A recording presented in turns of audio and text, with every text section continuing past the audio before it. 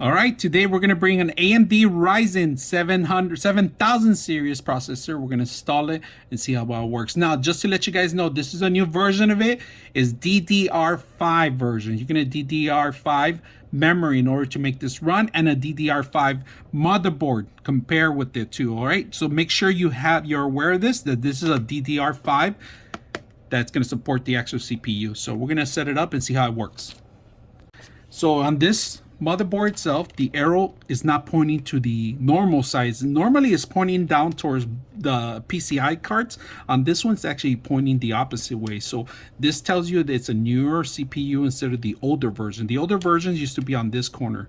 So just may be aware that it's now located on this one. I'm not quite sure if the other motherboards are the same, but this is the second one I see with the actual. On the Ryzen chip, what they give you is they give you a sticker, all right? And that's pretty much it. Now just be aware that this is the newer technology, so there is no pins no more on this one. They actually took on the Intel look now. Instead of bending the pins over like it used to, they're all embedded within the actual base itself. So the pins are no longer here. They're no longer, that was a pain in the ass because I had bent a couple pins in my installations, and they're not easy to fix. If you break them, you can fix them too, but it takes a longer. Now, I like this new standard that they're going this direction because they're following the steps of Intel. They're spending more money. Before they weren't. They were just making it difficult, and a lot of people used to break down because of that part. And I think they hurt their sales too, because it was a lot harder for those people that are not used to installing these type of CPUs. So today we're going to set this up and see how it works. All right, so this is the most difficult part. Like I said, we're going to raise it up a little bit, make sure that we're not compromising anything.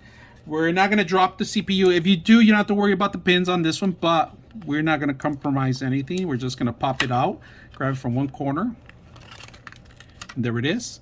Now, it even tells you on the bottom what corner it should go through, all right? So make sure you're aware. So we're going to put it on the corner here.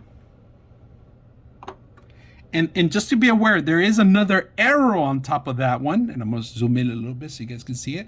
There's another arrow there, all right? Now, let's go ahead and close it up. And it's embedded properly.